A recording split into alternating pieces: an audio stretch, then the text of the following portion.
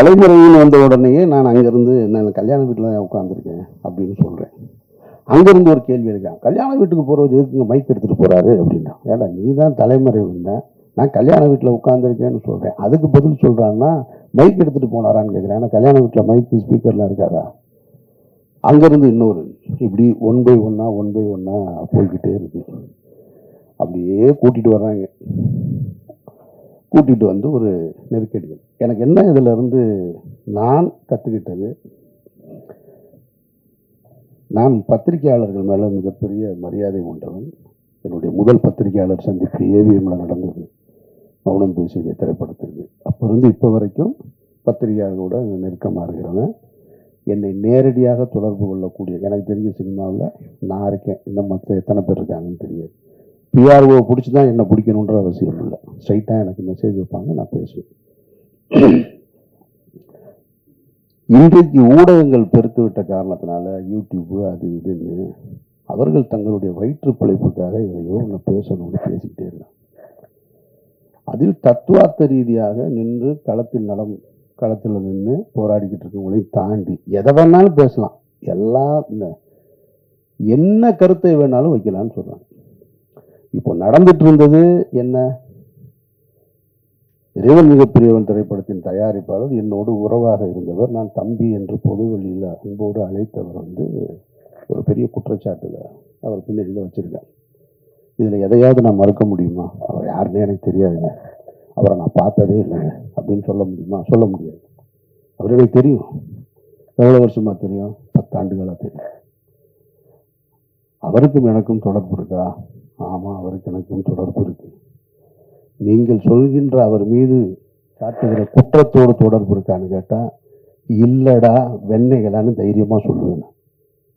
அந்த தைரியமும் திமிரும் எப்பயுமே என்கிட்ட இருந்துகிட்டே இருக்கும்.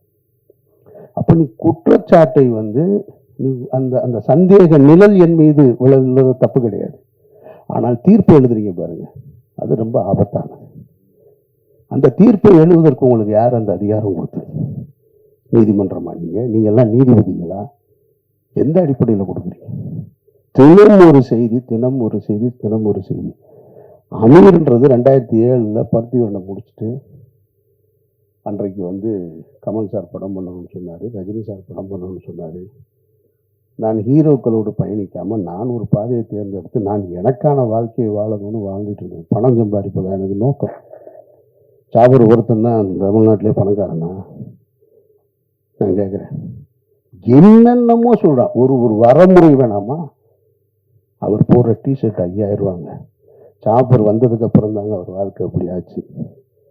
டேய், அவன் வந்தது எனக்கு 2014. நான் 2004 படம் எடுத்தேன் தெரியுமா? ராம்னு ஒரு படம். இதே பழனியப்பன் தான் சொன்னார் அவருடைய ஒரு நிகழ்ச்சியில். எனக்கு தெரிஞ்சு தமிழ்நாட்டில் யாரும் செய்ய மாட்டாங்க. விரும்பாண்டி படம் திரைப்படத்தை பார்க்கறதுக்காக ராம் ஷூட்டிங்கை நிறுத்திட்டு கீழே மதுரை அம்பியா தேட்டரில் விரும்பாண்டி படத்தை பார்த்துட்டு போய் 2 லட்ச ரூபா செலவு பண்ணுவேன் நான். என்னை பற்றி என்ன தெரியும் உங்களுக்கு? அவர் வந்த நம்ம திரைத்துறைக்கு வந்திருக்கோம். திரைத்துறைக்கு வந்தவுடனே என்ன செய்வோம்? தொடக்க காலகட்டத்தில் எப்படி கஷ்டப்பட்டோம் அவர் சொன்னார் இல்லையா? அதுபோல் நான் சென்னையில் எக்மோரில் படுத்திருந்தோம், நானும் பாலாவும். அங்கே கஷ்டப்பட்டோம், இங்கே கஷ்டப்பட்டோன்னொடனே இவங்க நினைச்சிடாங்க பஞ்சம் பிழைக்க வந்தவங்க. பஞ்சம் பிழைக்க வந்தவர்கள் இல்லை, சினிமாவின் மீது ஏற்பட்ட விருப்பத்தினால் வீட்டில் காசு வாங்காமல் சுயமரியாதையோடு ஓடி வந்தவங்க நாங்கள். இதை பலமுறை சொல்கிறேன். பலமுறை சொன்னவுடனே நான் ஒரு நேர்காணலில் சொல்கிறேன், இல்லைங்க இந்த மாதிரி இருக்குது, இல்லை அவரோட நீங்கள் இங்கே தொடர்பு இருக்குது. ஆமாம் இருக்குது. உங்களுக்கு எப்படி வருமானம் வருதுன்னா, இவங்க என்ன இன்கம் டேக்ஸ் ஆஃபீஸரா? இடி டிபார்ட்மெண்ட் ஆகிங்க, இவங்களுக்கு நான் வருமானத்தையும் சொல்லணுமா? இது என்ன நியாயம் இருக்கு? ஒருத்தர் குற்றவாளி, குற்றம் சாட்டப்பட்டவர், அவரோட நீங்கள் தொடர்பில் இருந்திருக்கீங்க, உங்களுக்கு அவருக்கு என்ன இருக்கு அப்படின்னு கேட்டால் பதில் சொல்ல போகிறோம். அவ்வளோதான்.